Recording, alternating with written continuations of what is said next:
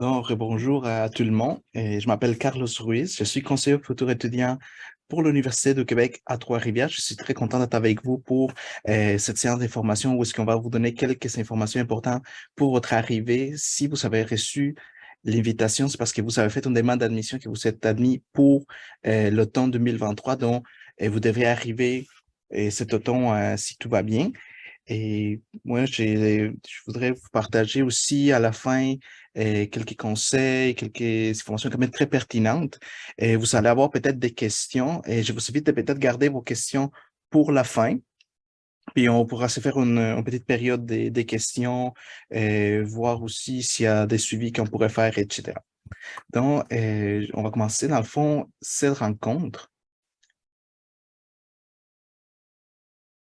Donc, est-ce que vous voulez vous parler aujourd'hui, c'était quelques informations par rapport au délai d'immigration, les procédures que vous savez peut-être probablement déjà commencé, et quelques points par rapport à l'arrivée au Québec, comment ça se passe, des informations importantes à prévoir, et d'autres choses à préparer avant de quitter votre pays, mais aussi ce que vous allez trouver ici à votre arrivée sur les campus, des services aux étudiants, donc les services que l'université met en place pour que vous soyez bien à votre arrivée.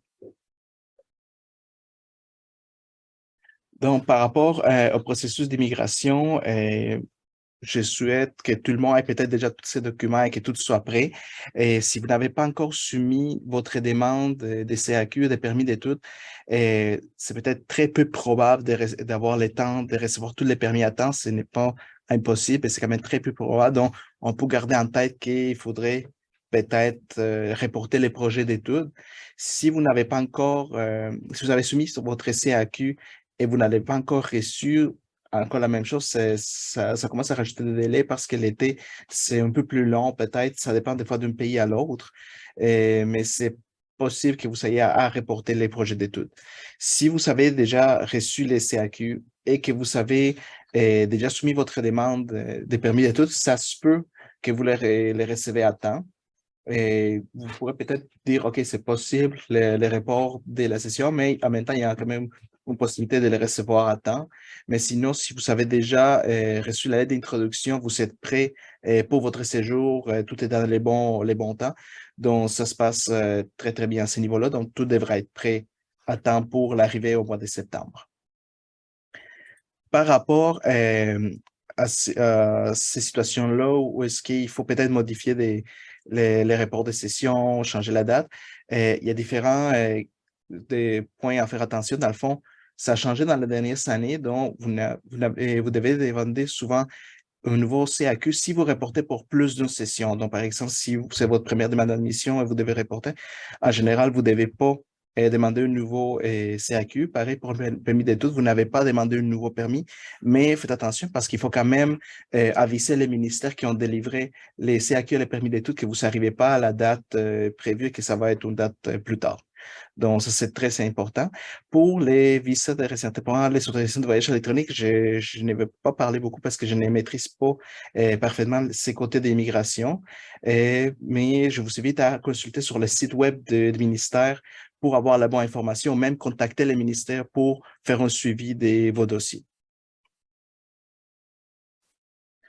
Donc, très important, avant de partir pour le Québec, vous devez avoir dans vos mains tous les documents importants. On parle des preuves d'être admis à l'université, on parle du passeport.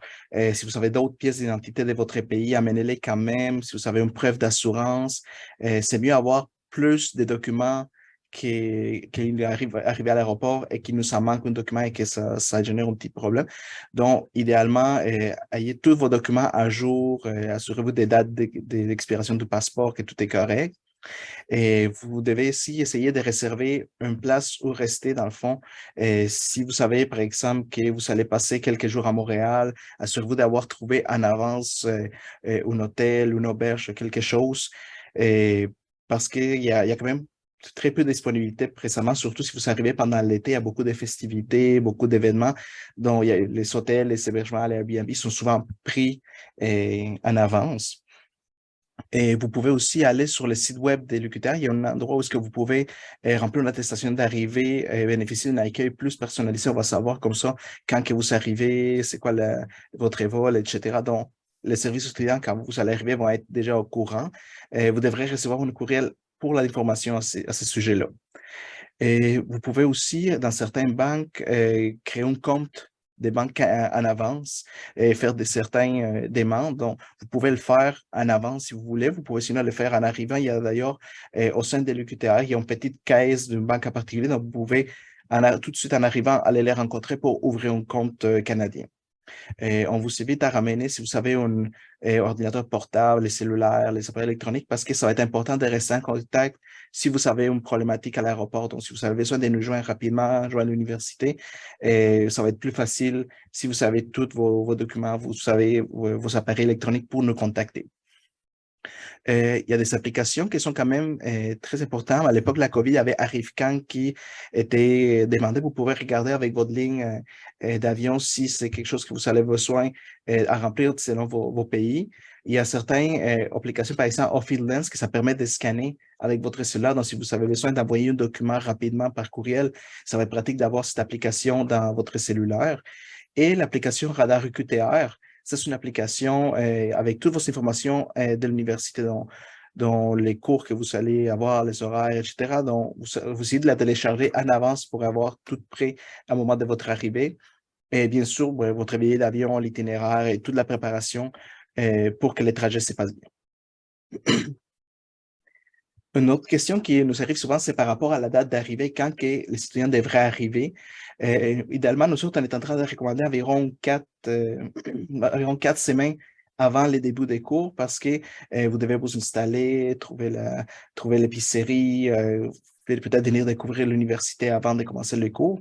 Donc, on vous invite à venir quand même en avance, mais pas trop en avance. Il y a eu des cas où est-ce que les gens arrivaient trop tôt et c'était peut-être problématique au niveau de la frontière pour avoir les permis.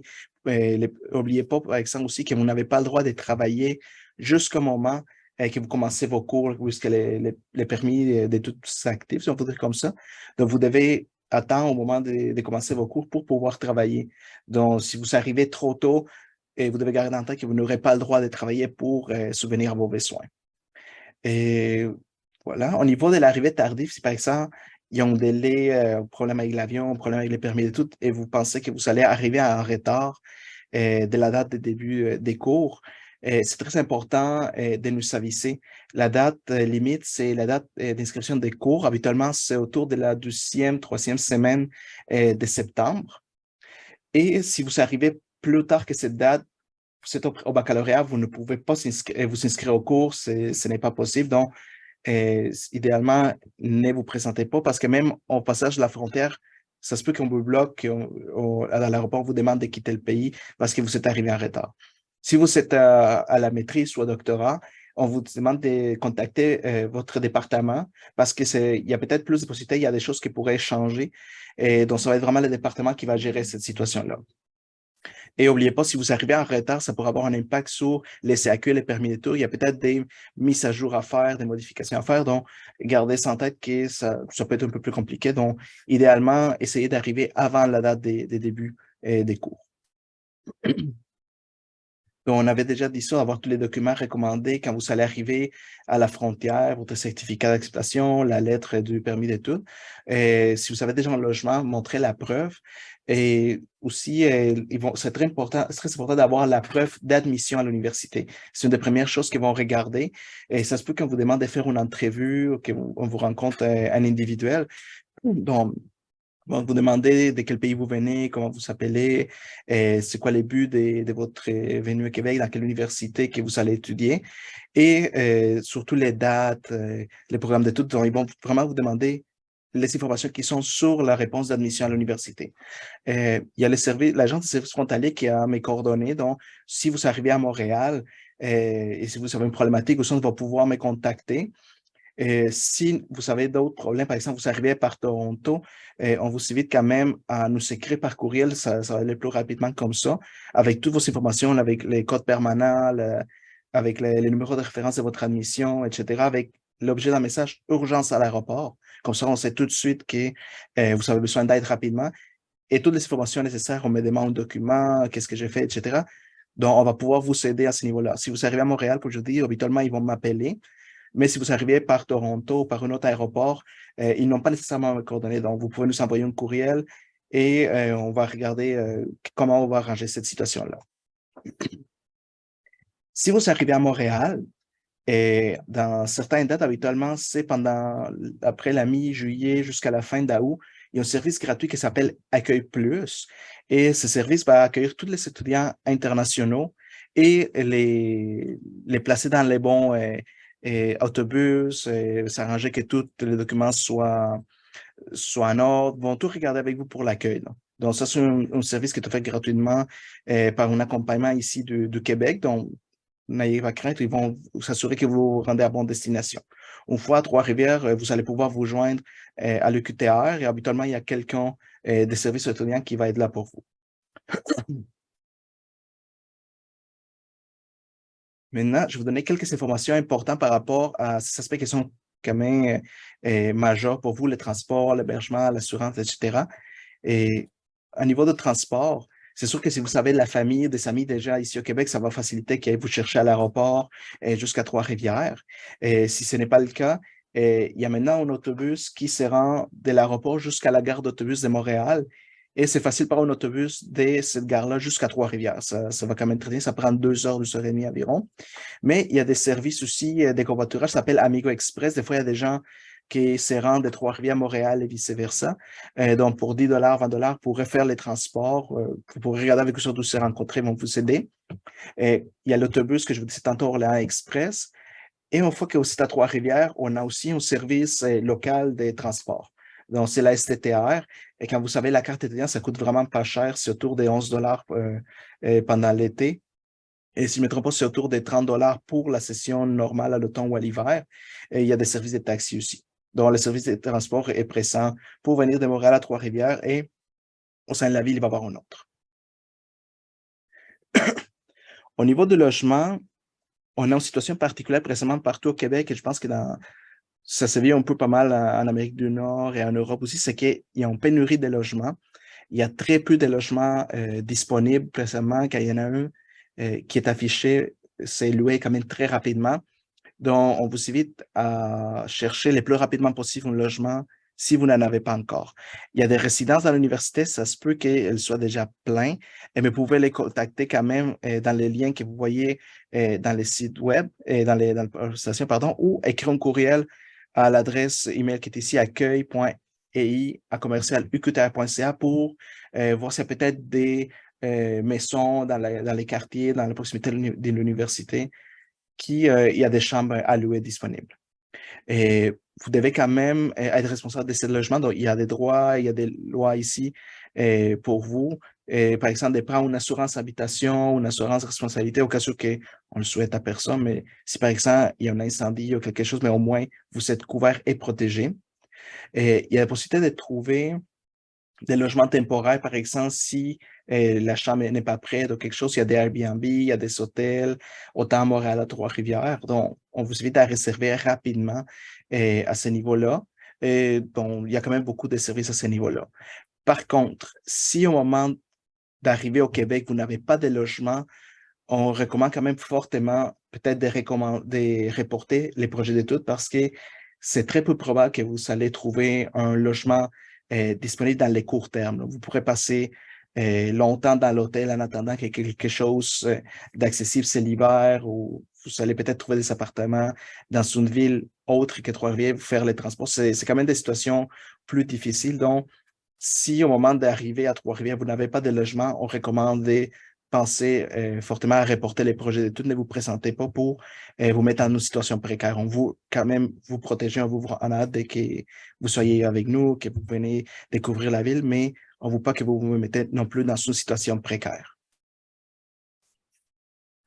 Au niveau des assurances, les étudiants sont couverts obligatoirement. C'est inclus dans la façon de fonctionner. Donc, vous allez être couvert à partir de certaines dates. Par exemple, vous allez arriver au mois de septembre, donc vous allez être couvert à partir du 15 août. Si vous arrivez avant le 15 août, par exemple le 10, vous allez devoir alors trouver et prendre une assurance privée du 10 au 15, juste pour être certain que s'il y a quelque chose qui arrive, vous êtes protégé. Mais à partir du 15 août, vous allez être couvert par l'assurance Desjardins c'est un partenariat à l'université. Donc, vous allez être couvert à partir de cette date-là. Si vous savez, par exemple, des conjoints, et des enfants qui arrivent avec vous, il va falloir prendre quand même une assurance pour vous autres. Donc, c'est quand même très important. Euh, Il y a certains pays, par exemple en France, il y a des accords avec la RAMQ. La RAMQ, c'est la Régie d'assurance maladie du Québec. Donc, ça se peut que vous n'avez pas besoin de prendre cette assurance-là. Dans le fond, vous allez être couvert par les accords de votre pays. Donc, ça va être important de regarder selon votre cas si vous avez droit à cette exemption-là et vous allez être couvert par la Régie de maladie du Québec directement. Toutes les informations des assurances se trouvent sur le site web pour les citoyens internationaux. Vous allez pouvoir aller les consulter, regarder c'est quoi les couvertures, c'est quoi que vous avez droit, etc. À proximité du campus, c'est quand même bien parce que le campus est très central dans la ville des Trois-Rivières. Juste à quelques minutes de marche, on a beaucoup d'épiceries, il y a des pharmacies, il y a une clinique de santé aussi générale sur les campus. Il y a un centre d'achat et des restaurants pour aller magasiner des choses dont vous allez avoir besoin ou pour aller trouver un emploi. Ça se passe quand même très, très bien. Et tous les autobus traversent l'université. Donc, même si vous êtes un peu plus loin, en réalité, vous n'êtes jamais loin de l'université parce que c'est facile quand même de s'y rendre. Donc, vous avez quand même pas mal tous les services nécessaires à proximité. Et Trois-Rivières, c'est quand même une petite ville, si on peut dire comme ça. Donc, c'est très facile de se rendre d'un extrême à l'autre. Au niveau des communications et finances, on vous invite d'avoir un téléphone portable avec vous. Habituellement, à l'aéroport, vous pouvez acheter une carte SIM pour commencer à faire des appels locaux si vous avez besoin de nous contacter. Il n'y a pas de souci avec ça. Votre ordinateur portable aussi va fonctionner habituellement ici. Pensez à avoir un converteur d'électricité pour les personnes qui peuvent venir, par exemple, d'Europe ou l'Afrique. Des fois, ce n'est pas le même type de prise de courant. Si vous arrivez pendant la journée, vous allez pouvoir peut-être en acheter un directement à l'aéroport. Un point qui est très important, c'est qu'il faut s'assurer d'avoir quand même les fonds nécessaires pour votre arrivée. On ne peut pas nécessairement compter sur dire, OK, je vais avoir des bourses, etc. Comment ça marche? Non, il faut quand même préparer les budgets, essayer d'avoir quand même un compte bancaire canadien avant le départ. Mais on vous invite quand même à préparer quand même les fonds nécessaires pour la subsistance. Ici, on parle des logements, nourriture, vêtements pour l'hiver, etc. On parlerait tantôt plus tard, mais assurez-vous d'avoir quand même les fonds pour venir ici. Une des questions qui nous pose souvent aussi très, très couramment, c'est la question des bourses. Oui, il y a des bourses à l'université, mais c'est la fonction par concours. Donc, on ne peut pas garantir que chaque étudiant va en avoir une. Il va y avoir 1000 demandes pour une bourse qui a peut-être 10 places. Il y a quand même plusieurs bourses qui se rajoutent à chaque année, à chaque session, mais on ne peut pas dire que tout le monde va en avoir malheureusement. Il y a des bourses qui sont pour, par exemple, les étudiants qui sont sportifs, d'autres des bourses d'excellence, des bourses de soutien financier, etc. Donc, il y a quand même beaucoup de catégories différentes, mais il n'y a pas de bourses qui sont octroyées en avance. Il faut vraiment arriver au Québec, être inscrit à l'université dans les cours pour pouvoir postuler au concours des bourses. Et surtout, il ne faut pas compter sur les bourses pour couvrir la totalité des frais de scolarité parce que souvent les bourses, ça va être des 1000, 1500, 2000 dollars, mais les frais de scolarité sont plus grands que ça. Donc, il ne faut pas penser que ça va être les bourses qui vont couvrir toutes les scolarités. Il y a eu une annonce en 2022 pour des exemptions des frais de scolarité dont les gens nous écrivaient souvent c'est pour ces bourses-là, si est-ce que les études vont être gratuits, est-ce que tout le monde va payer comme des Québécois. En fait, on a reçu l'information, il y aura 26 bourses seulement pour les programmes en ingénierie et en informatique. Donc, ça va être déterminé quand les étudiants vont arriver, qui vont être inscrits à l'UQTR, qui va pouvoir les savoir. Et donc, ce ne sera pas octroyé en avance, donc on ne peut pas garantir que tout le monde va en recevoir une. Et ce serait juste pour les programmes en génie et en informatique. Donc, on ne peut pas prévoir qu'on va payer comme des Québécois automatiquement, il va y avoir des démarches à faire ici. Donc, et on aura seulement 26 places, malheureusement. Quand vous allez être arrivé ici au Québec et vous allez commencer vos cours, la première chose, ça va être activer les portails étudiants. Vous allez déposer vos documents d'immigration, les CAQ et les permis d'études. Et vous allez, si vous n'avez pas fait de test de français, il va y avoir possibilité de faire un test ici avec nous, faire l'inscription. Et vous allez devoir choisir vos cours. Donc, habituellement, on va s'inscrire ici à vos cours à chaque session. D'avant, il y en a 5 habituellement que vous allez pouvoir choisir. Et s'il y a des problématiques avec ça, on va rencontrer la direction du programme pour qu'elle fasse automatiquement l'inscription dans les cours sinon. Et bien sûr, il faut prendre la photo pour la carte étudiant. Vous allez avoir la carte qui va vous identifier partout dans les campus. On a le Wi-Fi pour faciliter les démarches si vous avez besoin de télécharger des documents ou aller envoyer un courriel pour mettre des quoi à jour. C'est quand même facile d'accès. On a un service de l'informatique qui est là pour vous soutenir. Donc, ça va être important de faire ça dès la première journée que vous allez être ici à l'UQTR.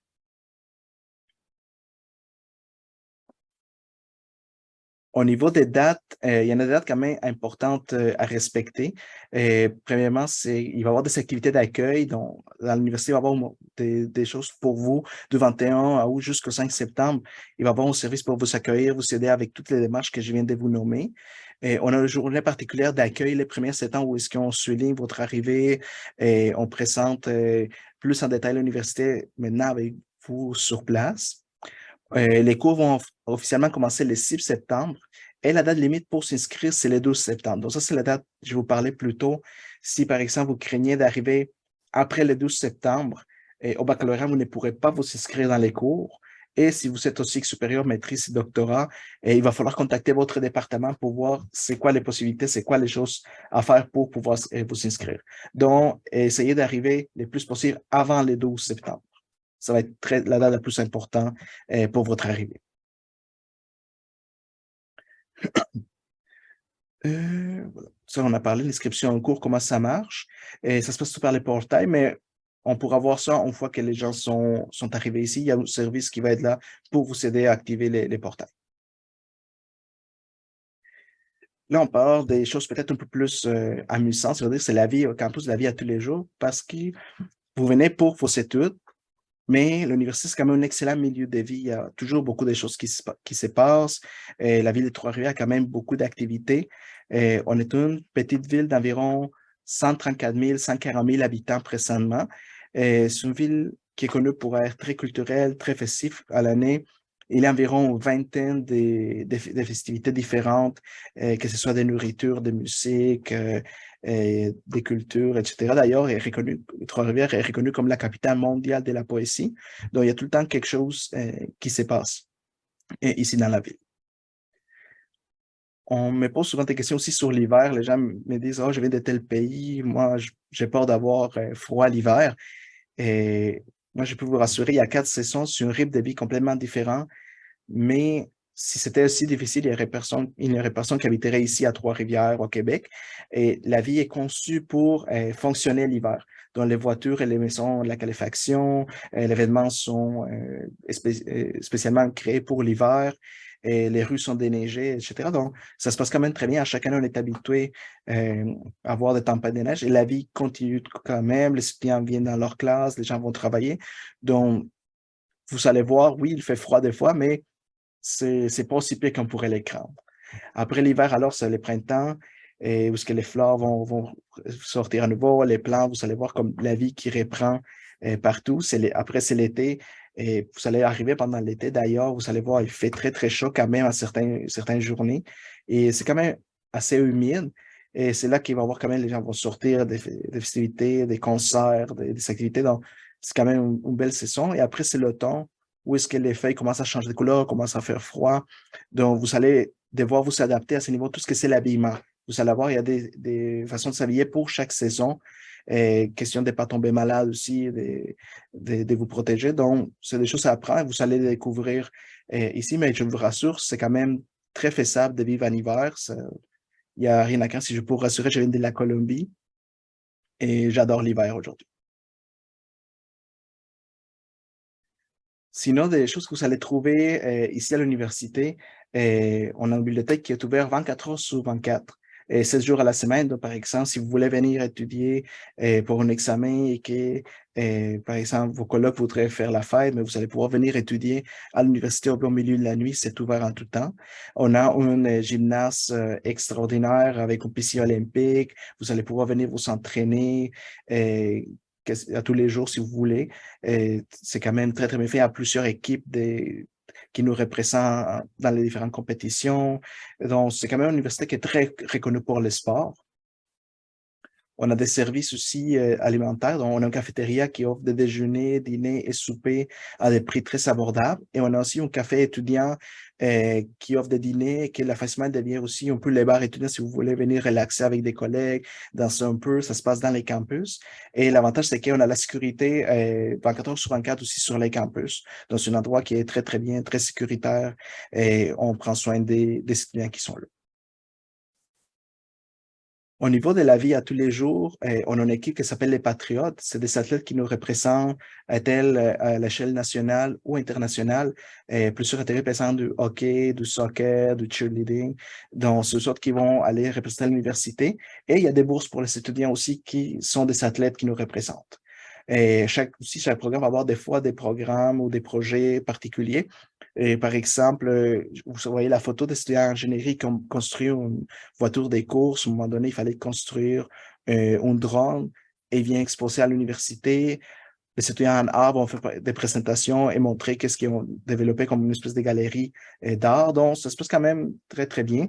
Et il y a beaucoup d'activités à chaque moment de l'année. Et on a un show dès la rentrée, un concert à l'air libre à l'université pour souhaiter la bienvenue à nos étudiants. Donc, il y a toujours des choses qui se passent à cette université. Il y a des associations des étudiants qui vont créer des événements sociaux. Il y a les services aux étudiants qui vont faire des sorties, par exemple, pour vous aider à découvrir le Québec, des visites à Montréal, aller cueillir des pommes, etc. Donc, il y a quand même une belle vie animée à l'université au-delà des études. Donc, vous allez créer de belles relations, vivre des beaux moments.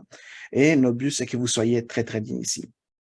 Voilà pourquoi qu'on a mis en place des services aux étudiants dans une équipe qui offre tous les soutiens pour votre accueil, votre intégration, mais aussi si vous voulez vous partir en affaires, il y a des ressources pour ça. Si à un moment donné, vous vous sentez stressé, vous avez peut-être un petit choc culturel, vous ennuyez de la famille, il y a des services aussi au niveau psychologique et de santé pour vous soutenir. Et il y a aussi tout ce que c'est le soutien à l'apprentissage. Par exemple, vous avez besoin de certaines ressources pour bien réussir à vos examens, à vos cours. Et on a aussi ces services-là pour vous. Donc, au total, c'est une équipe de 5 personnes qui sont là pour vous. Vous voyez le site web et l'adresse courriel dans le PowerPoint. Donc, vous pouvez les contacter dès que vous êtes arrivé pour voir comment ils peuvent vous soutenir, pas juste à l'accueil, mais pour votre vie ici, pour que vous vous sentez bien, pas de stress, au niveau de la santé, toute problématique, vous pouvez contacter et voir avec eux autres. Ça, c'est en gros les résumés de l'université, les informations importantes pour votre arrivée. Si vous avez des questions après les webinaires, vous pouvez nous contacter à l'adresse futurétudiant@commercial-uqtr.ca. C'est l'équipe des conseillers qui vont répondre. Et il y a aussi, très important, ne pas oublier de faire l'attestation d'arrivée au moment que vous arrivez au Québec. Nous contacter, nous l'écrire. Vous devrez recevoir une infolette ou un courriel par rapport à ce sujet-là. Et sinon, entre-temps, moi, je vais voir dans les discussions les questions que vous savez. Je ne répondrai malheureusement pas aux questions en immigration parce qu'elles sont quand même assez précises. Je ne suis pas accrédité comme conseiller en immigration, mais je peux regarder les questions en général que vous pouvez avoir. Donc, si vous avez des questions, vous pouvez l'écrire dans les chats. Je regarde.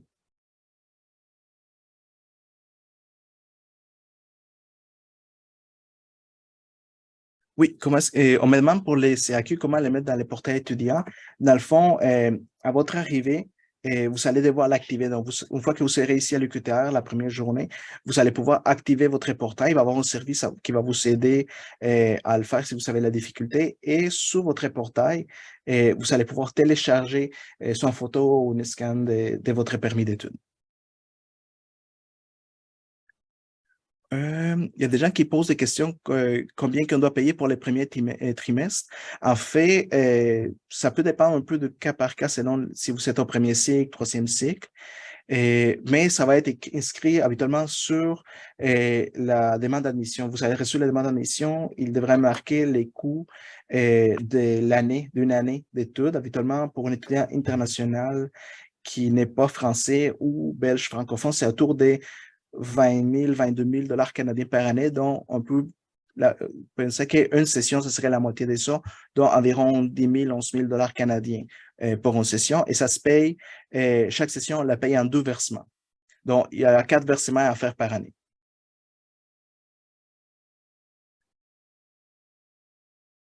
Une question importante par rapport au logement. Si j'arrive le 4 août et la rentrée, c'est le 4 septembre, est-ce que 4 semaines est suffisant pour trouver un logement? Moi, je veux dire, c'est difficile. Je ne pourrais pas dire si oui ou non parce que, pour vous donner une idée, si je ne me trompe pas, on est à 0,9% des taux d'inoccupation à Trois-Rivières précisément. Donc, cela veut dire que de tous les logements, il y en a juste 0,9 qui sont libres. Et des fois, ce n'est pas les plus beaux logements non plus, c'est peut-être les logements que personne en veut.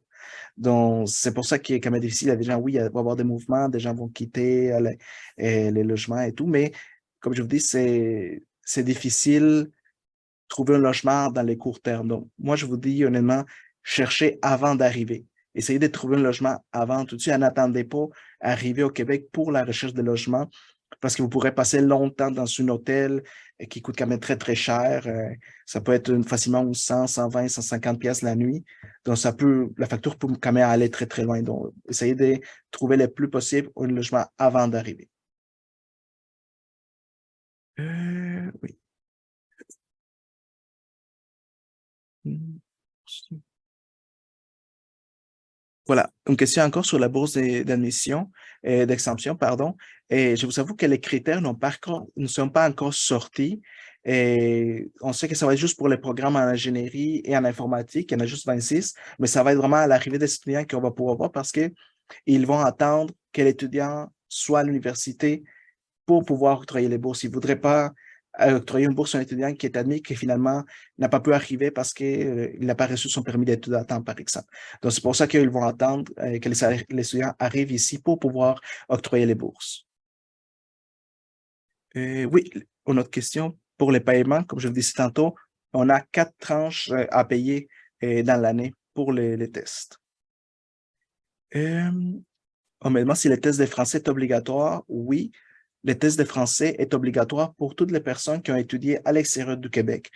Et ce n'est pas un test qui va vous bloquer, ce n'est pas un test qui va vous dire si vous êtes admis ou non. C'est vraiment un test pour connaître votre niveau de français. Et si vous avez un niveau qui est jugé plus bas que les B2, l'université va vous demander de faire des cours de français, mais vous allez être admis quand même dans le programme. C'est juste que vous allez devoir suivre des cours de français avant de commencer les cours de votre programme.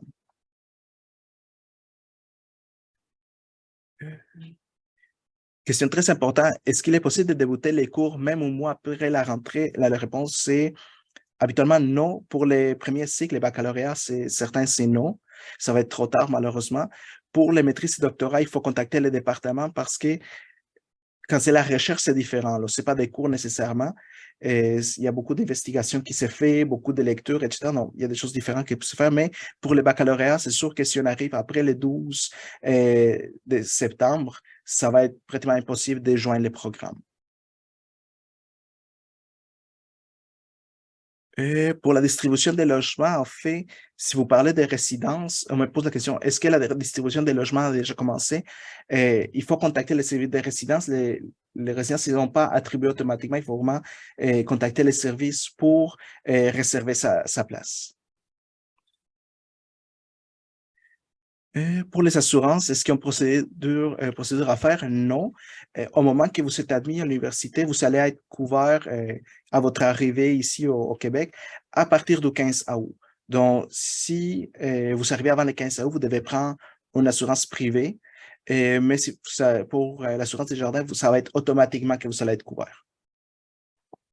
Oui, les services aux étudiants sont gratuits pour vous. Qu'est-ce que sont les options?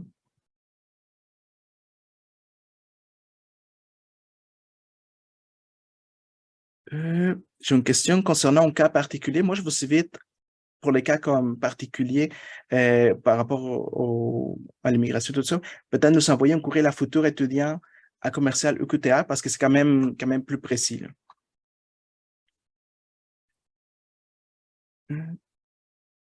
Voilà.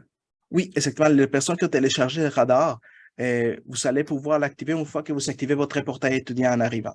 Mais une fois que vous allez le faire, vous allez avoir toutes vos informations là-dedans. Et après l'inscription, mais tous les cours vont être aussi sur l'application. Donc, ça va être votre guide principal, cette application-là. Est-ce que c'est obligatoire d'ouvrir un compte bancaire et une carte de crédit? Techniquement, non, ce n'est pas obligatoire, mais ça va être quand même plus facile pour vous pour tout gérer quand vous allez arriver. Donc, une fois arrivé, même si vous n'avez pas encore 18 ans, vous allez pouvoir regarder avec la banque c'est quoi la possibilité, mais c'est jamais obligatoire quand même, mais c'est fortement recommandable. Ça va être vraiment plus facile pour toutes vos transactions et la façon de fonctionner. Et je regarde. Euh, Est-ce qu'on peut changer la date de rentrée pour janvier quand on va faire un baccalauréat? Malheureusement, on ne peut pas faire un report de session pour les baccalauréats. Il faut vraiment faire une nouvelle demande d'admission. Ça va être très important, vous savez, jusqu'au 1er octobre pour faire la demande d'admission pour l'hiver.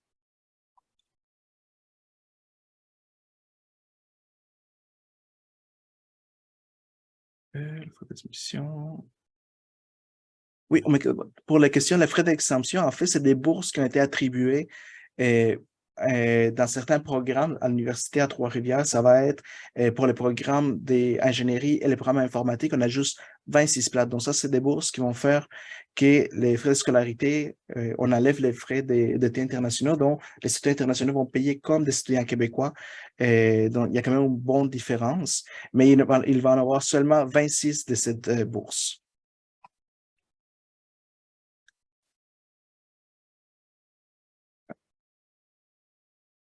On me pose une très bonne question, c'est par rapport, il faut faire une année préparatoire. Peut-être certains d'entre vous, on vous inscrit dans la réponse de demande de faire une année préparatoire. Cette inscription se fait automatiquement. Et dans le fond, comment ça marche? C'est parce qu'au Québec, le système scolaire est différent. Après l'école, l'équivalent de l'école secondaire ou les bacs français, les étudiants passent à une autre instance, ça s'appelle les cégep. Ils font habituellement 200, 300 selon certains programmes et après passent à l'université. Donc, étant donné que dans d'autres pays, il n'y a pas de cégep, si l'étudiant n'a pas 13 ans de scolarité, cet étudiant doit faire une année préparatoire, mais c'est des matières générales pour préparer l'étudiant à un studio universitaire. Donc, c'est quelque chose qui est obligatoire pour certains étudiants et ça va être des matières que vous allez voir pour votre programme, mais en préparation. Pour les sélections des Patriotes, euh, ça change un peu au niveau de la sélection, les camps de sélection. Je vous invite à les contacter directement à votre arrivée parce que ce n'est jamais en même temps. Par exemple, l'équipe de volleyball peut faire ça pendant une certaine période, l'équipe de soccer va le faire pendant une autre. Donc, c'est important de les contacter. Ça dépend de plusieurs facteurs. Donc, dès que vous arrivez, si vous savez que vous voulez vous impliquer au niveau sportif, je vous invite à les contacter. Euh, Ça de regarder, il y a beaucoup de réponses qui en ont déjà répondu. Et si vous avez déjà demandé pour les logements, je vous invite à vraiment continuer à les contacter, juste être certain d'avoir une réponse. Si malheureusement il n'y a pas de réponse, essayez de trouver un autre logement, un appartement en dehors de l'université, quelque chose dans la ville pour continuer la recherche. Donc, si la possibilité dans les résidences, ce n'est pas possible, il faut trouver un autre logement en dehors de l'université.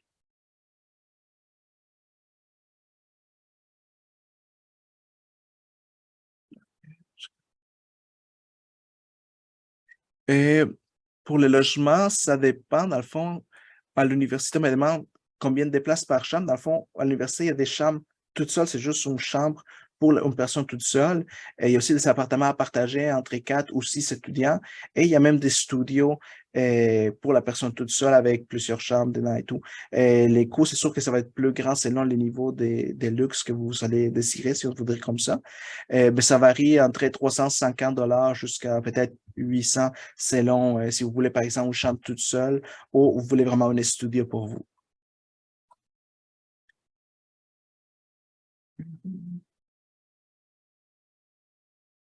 J'essaie de voir des questions qu'on n'a pas encore répondu.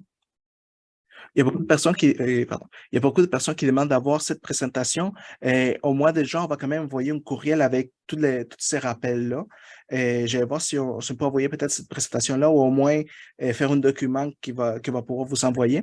Mais oui, on va s'assurer que vous ayez ces informations par courriel. Une chose très importante, est-ce que les frais de scolarité doivent être payés avant de venir au Canada? Non, pas du tout, parce que la facturation se fait quand vous vous inscrivez au cours et ça peut se faire juste ici au Québec une fois que vous avez le permis d'études.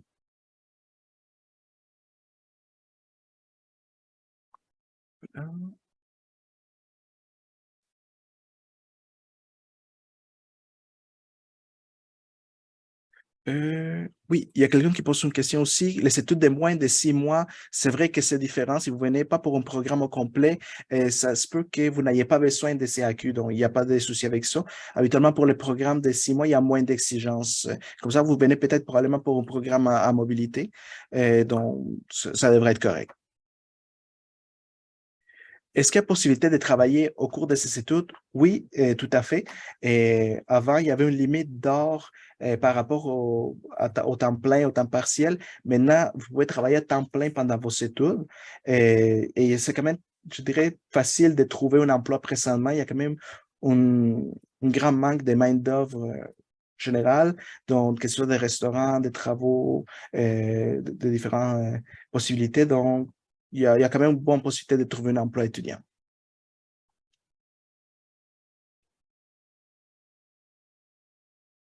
Là, je vois les questions, il y a beaucoup de questions qui se répètent. Je veux une question d'enfant. Est-ce que les cours sont en ligne ou présentiel? En fait, les cours sont présentiels ici à l'université.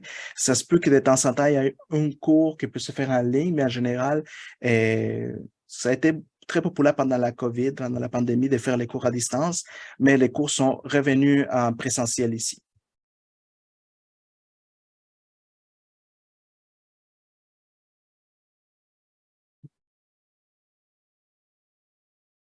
Je vois beaucoup de questions sur les logements. Moi, ce que je vous inviter, je vais juste chercher la bande diapositive.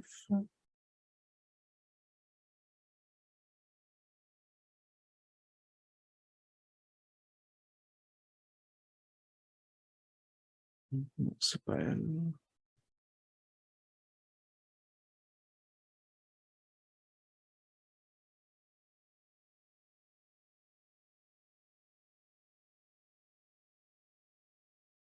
Oui, ici.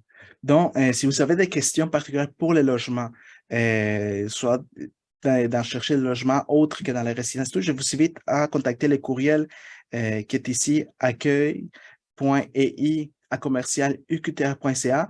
Et autre que les logements, c'est sortes qui vont vous accompagner avec toute problématique de logement. Donc, vous pouvez les contacter si vous avez des questions particulières aussi à ce niveau-là.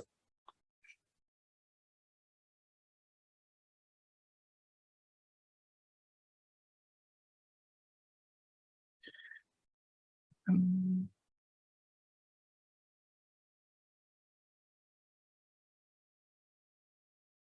Voilà, je vois beaucoup de questions que c'est de cas par cas ou qu'on a déjà répondu. Et malheureusement, je vois le temps qui file, on a presque plus de temps. Moi, ce que je veux vous inviter alors, si j'espère que vous avez déjà pris ces courriels-là pour les logements, mais si vous avez des questions d'ordre général par rapport au fonctionnement de l'arrivée, au fonctionnement de comment vous inscrire à vos cours, etc., je vous invite à nous envoyer un courriel à cette adresse futurétudiant@commercialuqta.ca. Donc, on va pouvoir vous répondre de façon plus détaillée et on pourrait vous envoyer ces documents-là en PDF pour que vous ayez tous ces liens, toutes les informations. Donc, vous pouvez nous contacter pour avoir toutes les autres informations particulières. Et moi, je vous remercie d'avoir été avec nous. Je vais quand même regarder pour qu'au mois de juin, enfin, on est déjà au mois de juin, peut-être dans quelques jours, on prépare une infolette pour vous envoyer ces informations dans un autre format avec les liens pour vous inscrire, les petits rappels, etc. Et on pourrait voir aussi s'il y a d'autres questions du cas par cas, vous nous envoyez un courriel et on va rester en contact de cette façon-là. Donc, je vous remercie beaucoup de votre présence et n'oubliez pas, si vous avez d'autres questions qui ne sont pas répondues dans les PowerPoint ou dans l'infolette qu'on va vous envoyer, revenez-nous par courriel à cette adresse qui est ici à l'écran. Donc, je vous remercie de votre présence encore et je vous souhaite une très belle journée.